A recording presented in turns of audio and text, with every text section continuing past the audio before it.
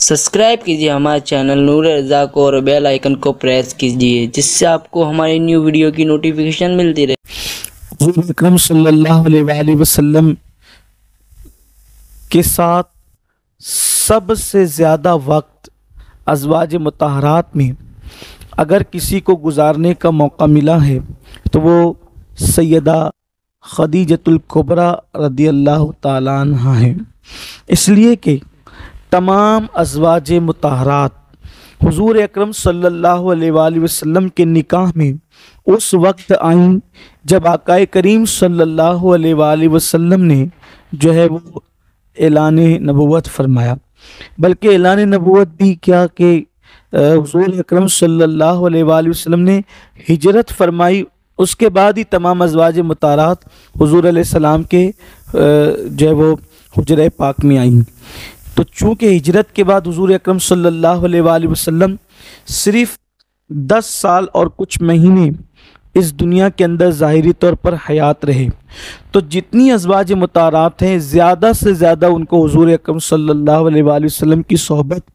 10 साल कुछ महीने मैसर आई, ज़्यादा से ज़्यादा। लेकिन उम्मुल मोमिनीन हज़रत खदीजतुल कुबरा वो शान वाली खातून हैं कि जिनको अल्लाह के रसूल सल्लल्लाहु अलैहि वसल्लम की सोहबत में 25 साल तक रहने का शरफ हासिल हुआ। ये बहुत बड़ी बात है। वहाँ तो बल्कि हमारे यहाँ तो ये अकीदा है, यक साथ सोहबत बाउलिया बेहतर अज़ सद साला ताअत बेरिया। अल्लाह के वली की सोहबत में एक साथ गुजारना सदियों की बेरिया इबादत से अफजल है। तो जिसने 25 साल अपनी ज़िंदगी के हुज़ूर अकरम सल्लल्लाहु अलैहि वसल्लम के कुर्ब ख़ास में गुजारें, उस खातून की अज़मत बुज़ुर्गी और उनकी शान का आलम क्या होगा। उम्मुल मोमिनीन हज़रत खदीजतुल कुबरा रदियल्लाहु ताला अन्हा चूँकि ये कुरैश से ताल्लुक़ रखती है, कुरैशी खातून ही हैं, और जनाब गालिब पर जाकर इनका सिलसिला हुज़ूर अकरम सल्लल्लाहु अलैहि वसल्लम के सिलसिले नसब से मुत्तसिल हो जाता है। यानी हज़रत गालिब पर जाकर हुज़ूर अकरम सल्लल्लाहु अलैहि वसल्लम के अजदाद में एक नाम है हज़रत गालिब, जो जनाब लुई के वालिद हैं, जनाब आमिर के दादा हैं। तो इन पर जाकर आकाए करीम सल्लल्लाहु अलैहि वसल्लम से इनका सिलसिले नसब मुत्तसिल हो जाता है, यानी ये हम नसब हो जाती है हुज़ूर अकरम सल्लल्लाहु अलैहि वसल्लम के सिलसिले नसब से। इनके वालिद जो थे जनाब ख़ुवैलद, ये अरब के मशहूर ताजिरों में से बड़े मालदार इंसान थे। उसी बुनियाद पर हज़रत सैयदा खदीजतुल कुबरा सलामुल्लाह अलैहा भी जो है वो कुरैश की मालदार तरीन ख़वातीन में आपका शुमार होता था। आपका जो पहला निकाह हुआ वो अबू हाला नब्बाश बिन अबू ज़रारा से हुआ, और उसके बाद उनके यहाँ यानी अबू हाला से आपके 2 बेटे पैदा हुए, एक तो हिंद और एक हाला। ये जनाब हिंद वही हैं, हालांकि ये दोनों हुज़ूर अकरम सल्लल्लाहु अलैहि वसल्लम पर हिंद और हाला दोनों ईमान लाए और सहाबियत का शरफ़ हासिल किया। बल्कि जनाब हिंद ही इतने फसीहुल लिसान थे कि अक्सर सियर कुतुब में हुज़ूर अकरम सल्लल्लाहु अलैहि वसल्लम का जो हुलिया बयान होता है वो जनाब हिंद से ही रिवायत है। ये हज़रत खदीजा के पहले शोहर की औलाद से हैं, 2 बेटे।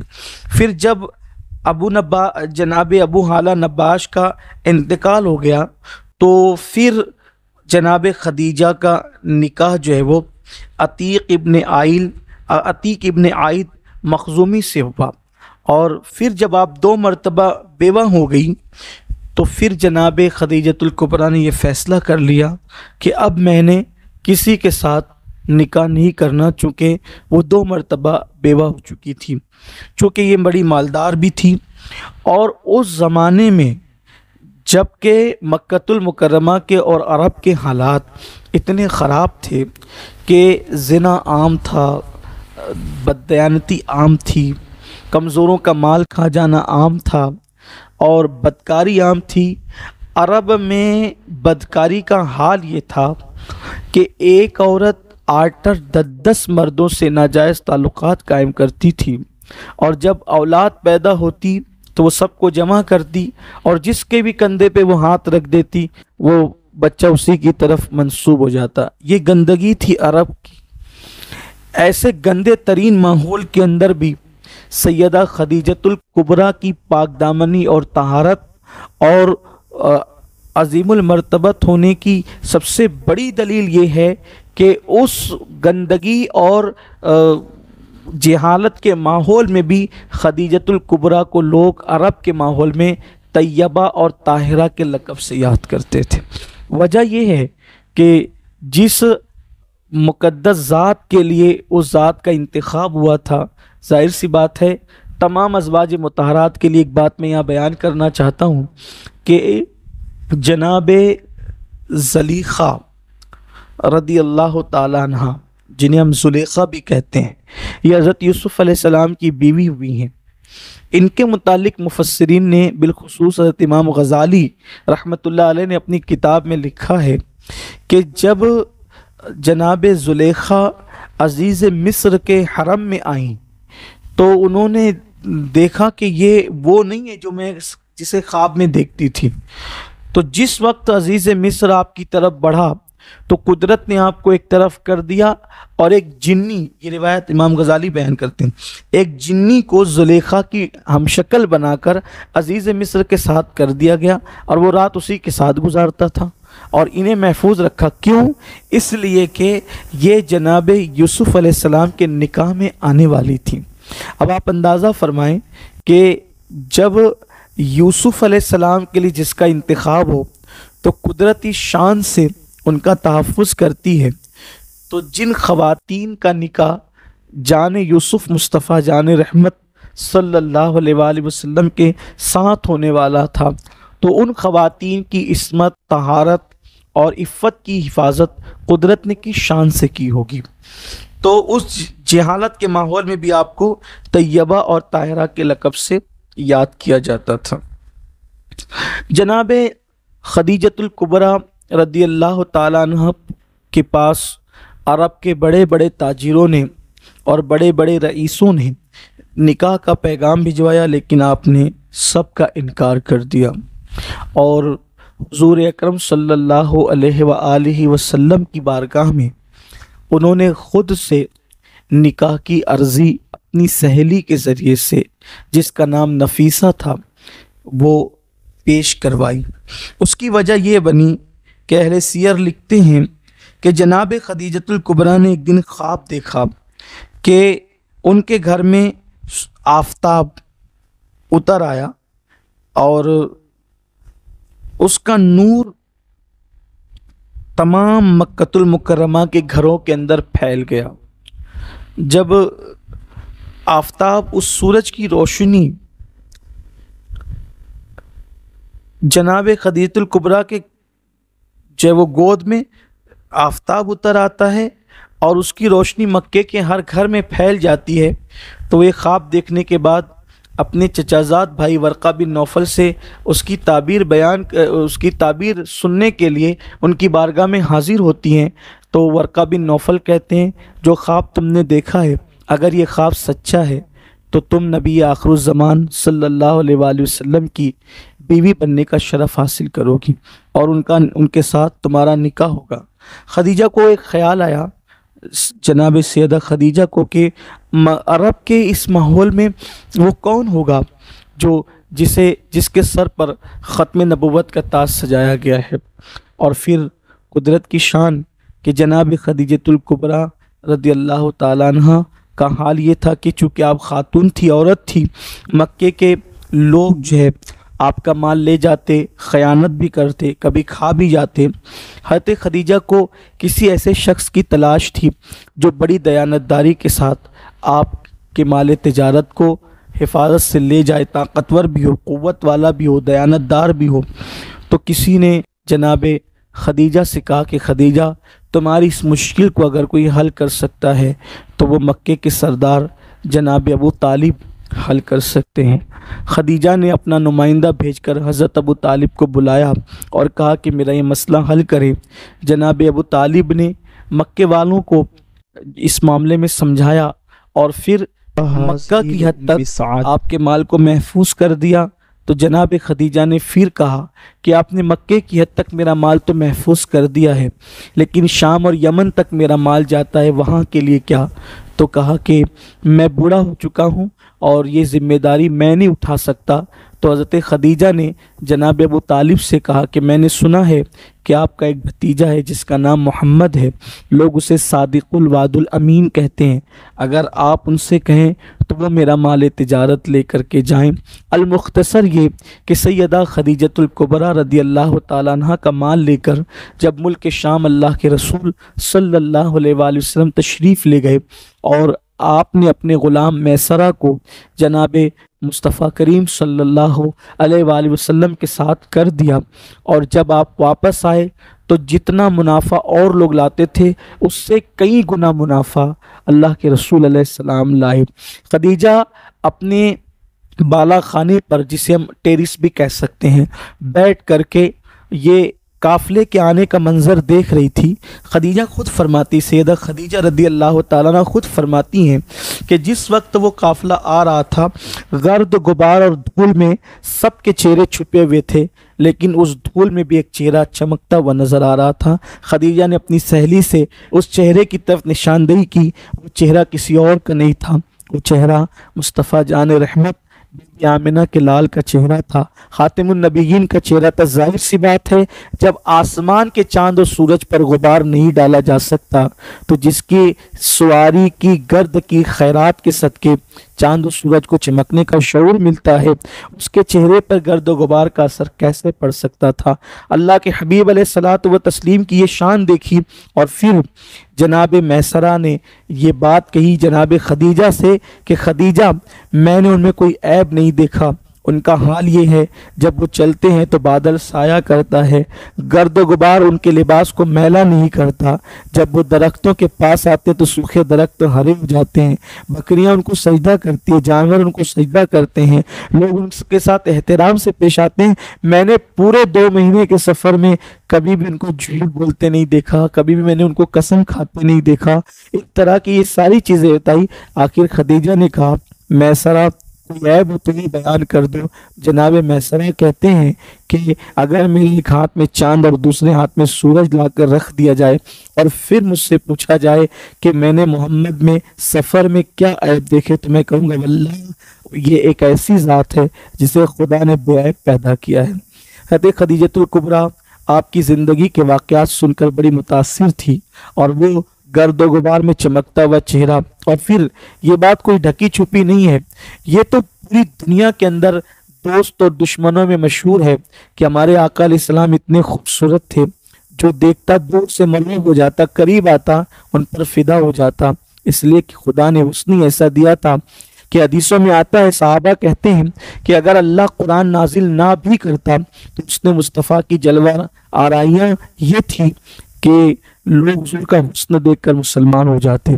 قدرت نے وہ حسن نہیں دیا تھا۔ میرے امام کہتے ہیں وہ کمال و حسن حضور ہے کہ گمان نقص جہاں نہیں، یہی پھول خار سے دور ہے، یہی شمع ہے کہ دھواں نہیں۔ اور استاد زمن کہتے ہیں کہ کیا حسن ہے اے سید ابرار تمہارا، اللہ بھی ہے طالب دیدار تمہارا۔ بہرحال تو جناب خدیجہ نے پھر اپنی سہیلی جناب نفیسہ سے کہا کہ خدیجہ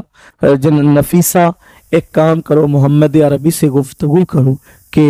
وہ میرے ساتھ نکاح کرے، اور نفیسہ بارگاہ مصطفیٰ جان رحمت میں حاضر ہوئی۔ ابھی اللہ کے حبیب علیہ السلام کی عمر شریف 25 سال کے قریب ہو رہی تھی۔ میں قربان جب میں تصور کرتا ہوں تو بہت عجیب خوشگوار حیرانی میں پڑ جاتا ہوں کہ جس کو 40 سال 50 سال 63 سال کی عمر میں حسن والا دیکھ کر لوگوں نے کہا کہ وہ ایسے تھے اور وہ ایسے تھے اور وہ جوان تھے، وہ جوان تھے جس کو 63 سال کی عمر میں لوگ دیکھ کر کہتے ہیں کہ وہ جوان تھے اور اتنے خوبصورت تھے، 25 سال کی عمر میں ان کے حسن کے جوبنوں کا حال کیا ہوگا۔ واللہ کائنات کا حسن جس کے تلووں کی بلائیں لیتا ہوگا، واللہ حسن کائنات سمٹ جائے تو مصطفیٰ جان رحمت کے تلووں کے دھون کی خیرات حاصل کرتا ہے، اور حسن کائنات اگر بکھر جائے تو مصطفیٰ جان رحمت کے رخ ودھا کی خیرات مانگتا ہوا نظر آتا ہے۔ اس حسن کو کیا کہیں، کیا نام دیں، بلکہ میں تو یہ کہتا ہوں کہ وہ صرف حسن ہی نہیں ہے بلکہ جان حسن ہے، وہ مسیحا ہی نہیں ہے، جان مسیحا ہے، وہ صرف روح ہی نہیں ہے بلکہ روح الارواح ہے، وہ ارواحوں کی روح ہے، وہ کائنات کی روح ہے وہ، اور ایک جناب خدیجہ کا مقدر تھا، جان شرافت کان شرافت، جان حیا کان حیا، جان سخا کان سخا، ساری خوبیاں جس میں ایک جگہ جمع ہے۔ واللہ العظیم کہ جو خوبی ہو سکتی تھی ہر خوبی اللہ نے اپنے محبوب کے اندر جمع فرما دی تھی، اور وہ جلوہ جہاں آرا، وہ حسن خوباں جب جناب خدیجہ نے دیکھا اور معرفت حاصل کر لی تو یہ طے کیا کہ نفیسہ جاؤ اور بات کرو، لیکن جناب نفیسہ جب گئی ہیں اور حضور اکرم صلی اللہ علیہ وآلہ وسلم سے گفتگو کی ہے تو جناب مصطفیٰ کریم صلی اللہ علیہ وآلہ وسلم نے نفیسہ سے کہا کہ نفیسہ اس معاملے میں میرے چچاؤں سے گفتگو کرو اور ان سے بات کرو، حتیٰ کہ پھر بات حضور کے چچاؤں سے کی گئی، اور حضرت ابو طالب، حضرت امیر حمزہ، حضرت عباس، ان جیسے میرے آقا صلی اللہ علیہ وسلم کے چچاؤں نے جو ہے وہ جناب خویلد سے ملاقات کی اور رشتہ طے ہوا، اور جناب خدیجۃ الکبریٰ کے ساتھ مصطفیٰ جان رحمت صلی اللہ علیہ وآلہ وسلم کا نکاح کر دیا۔ اب نکاح کی بڑی تفصیل ہے، لیکن چونکہ یہ درس ہمارا بڑا مختصر ہے اس لیے بہت ساری چیزیں اس میں ہم یعنی کہ بیان نہیں کر سکتے اور نہ اتنا ہو سکتا ہے۔ نکاح کے بعد حضرت خدیجۃ الکبریٰ نے جتنا مال تھا، ابھی حضور نے اعلان نبوت نہیں فرمایا تھا، ظاہر سی بات ہے آپ سن چکے ہیں کہ حضور علیہ السلام کی عمر شریف 25 سال تھی اور جناب خدیجۃ الکبریٰ کی عمر شریف 40 سال تھی، اور سیدہ خدیجۃ الکبریٰ کو قدرت نے بہت حسن سے نوازا تھا، تو حضرت خدیجۃ الکبریٰ نے اپنا سارا مال مصطفیٰ جان رحمت صلی اللہ علیہ وآلہ وسلم کی خدمت میں پیش کر دیا۔ بعض سیرت نگاروں نے تو یہاں تک لکھا ہے کہ جب انہوں نے اپنا مال حضور علیہ السلام کی بارگاہ میں پیش کیا تو مال کا ڈھیر اتنا لگ گیا کہ ایک طرف جناب خدیجہ تھی، دوسری طرف مصطفیٰ جان رحمت صلی اللہ علیہ وسلم، مال کے ڈھیر میں اتنا وہ مال کا ڈھیر لگا کہ ادھر سے مصطفیٰ جان رحمت بظاہر جناب خدیجہ کی طرف نہیں دیکھ رہے تھے اور جناب خدیجہ مصطفیٰ جان رحمت کو نہیں دیکھ پا رہی تھی۔ اتنی دولت بارگاہ رسالت میں انہوں نے پیش کیا جب کہ ابھی کے اعلان نبوت نہیں ہوا تھا، اور کہا کہ یہ میرا مال نہیں اب آپ کا مال ہے، حتیٰ کہ اپنے کنیزوں کو اور اپنے غلاموں کو بھی مصطفیٰ جان رحمت صلی اللہ علیہ وآلہ وسلم کی بارگاہ میں نذر کر دیا۔ آقا علیہ الصلوۃ والتسلیم کا ان دنوں معمول یہ تھا کہ اللہ کے حبیب صلی اللہ علیہ وآلہ وسلم ستو اور پانی لے کر غار حرا میں تشریف لے جاتے اور وہاں اللہ کی عبادت کرتے۔ جو لوگ جبل نور غار حرا گئے ہیں وہ جانتے ہیں کہ جناب خدیجۃ الکبریٰ کی حضور سے محبت، قربانیاں، الفت کتنی عظیم تھی کہ میرے آقا صلی اللہ علیہ وآلہ وسلم کی بارگاہ میں وہ کھانا پہنچانے کے لیے تشریف لے جاتی تھی۔ اللہ اکبر، آدمی وہ غار ایک مرتبہ چڑھ جائے تو 2-3 دن تک کے اس کے لیے چلنا پھرنا دشوار ہو جاتا ہے، اتنا تھک جاتا ہے، لیکن جناب خدیجۃ الکبریٰ رضی اللہ تعالیٰ عنہ کھانا لے کر کے جاتی تھی، حضور علیہ السلام کی بارگاہ میں پیش کرتی تھی۔ اور سیدہ خدیجۃ الکبریٰ کی سب سے بڑی خصوصیت ہم جس کو قرار دے سکتے ہیں وہ یہ ہیں کہ حضور اکرم صلی اللہ علیہ وآلہ وسلم پر جب پہلی وحی نازل ہوئی ہے تو تو اس وقت سب سے پہلے مطلقاً پوری کائنات میں سب سے پہلے اگر کسی نے حضور علیہ السلام کا کلمہ پڑھا ہے تو وہ جناب سیدہ خدیجۃ الکبریٰ رضی اللہ تعالیٰ کی ذات ہے۔ تفصیل ہمارے یہاں یہ ہے کہ مردوں میں سب سے پہلے سیدنا صدیق اکبر نے کلمہ پڑھا، عورتوں میں سب سے پہلے سیدہ خدیجہ نے پڑھا، بچوں میں سب سے پہلے مولا کائنات مولا علی نے پڑھا، غلاموں میں سب سے پہلے زید بن حارثہ نے پڑھا۔ لیکن اگر درایت اور روایات سب کو یکجا کر کے مطلقاً اگر سب سے پہلے پوری امت میں کسی کو کلمہ پڑھنے کا شرف حاصل ہے جس پر پوری امت کا اتفاق ہے تو وہ خدیجۃ الکبریٰ رضی اللہ تعالیٰ عنہ کی ذات ہے۔ اور حضور اکرم صلی اللہ علیہ وآلہ وسلم پر پیر کے دن پہلی وحی نازل ہوتی ہے، اور پیر کے دن ہی ام المومنین خدیجۃ الکبریٰ حضور علیہ السلام کے ساتھ نماز پڑھتی ہیں۔ یہ سیدہ خدیجۃ الکبریٰ رضی اللہ عنہ کی شان ہے۔ اور پھر جب آقا علیہ السلام پہ پہلی وحی نازل ہوئی تو بہت ساری چیزیں ہوئی، اور وہ لے کر گئیں جناب ورقہ بن نوفل کے پاس حضور علیہ السلام کو، اور کہا کہ ایسا ایسا ہوا ہے۔ تو جناب ورقہ نے کہا کہ آپ کے پاس وہی آیا تھا جو جناب موسیٰ کے پاس آیا کرتا تھا، یعنی جبریل علیہ السلام، اور آپ اللہ کے نبی ہیں۔ یہاں پہنچ کر کچھ لوگوں کو ایک اشکال ہوتا ہے کہ سارے انبیاء کرام جو ہے وہ ان کو پتہ ہے جب ان پہ وحی آئی کہ تو اور انہوں نے اعلان کیا کہ وہ اللہ کے نبی وہ اللہ کے نبی ہے، حضور پر وحی آئی اور حضور کو پتہ نہیں، ورقہ بتا رہے ہیں کہ آپ اللہ کے نبی ہیں۔ حضور کو پتہ ہے، اللہ کے رسول صلی اللہ علیہ وآلہ وسلم کو تو اس دن بھی پتہ ہے جس دن وہ پیدا ہوئے تھے، اسی لیے تو انہوں نے جب پیدائش کے وقت سجدے میں سر رکھ کے کہا نا رب حبلی امتی۔ اور پھر اللہ کے رسول علیہ السلام 6 سال کی عمر میں جب مدینہ منورہ اپنی والدہ کے ساتھ گئے تو اس وقت حضور فرماتے ہیں کہ جو پتھر مجھ پہ درود پڑھتے تھے میں ان پتھروں کو ابھی تک پہچانتا ہوں۔ بے شمار واقعات ہیں، لیکن ورقہ سے یہ کہلوانے میں حکمت کیا تھی؟ حضور علیہ السلام نے خود نہیں کہا، ہر نبی نے خود کہا کہ میں اللہ کا نبی ہوں، لیکن حضور علیہ السلام نے جو وحی نازل ہونے کے بعد خود نہیں کہا، پہلے ورقہ نے کہا نا۔ یہ بھی حضور کی شان ہے کہ محبوب سب نبی اپنے آپ کی نبوت کا اعلان کریں گے، اور آپ وہ نبی ہیں کہ آپ چپ رہیں گے اور ہم کسی اور سے آپ کی نبوت کا اعلان کرائیں گے۔ یہ بھی حضور علیہ السلام کی شان ہے، تو یہاں اشکال نہیں پیدا ہونا چاہیے۔ اور حضور اکرم صلی اللہ علیہ وآلہ وسلم کی بڑی شانیں، کبھی انشاءاللہ اس پر موقع ملے تو ہم گفتگو کر سکتے ہیں، لیکن اس درس میں چونکہ خاص امہات المومنین پہ ہم گفتگو کر رہے ہیں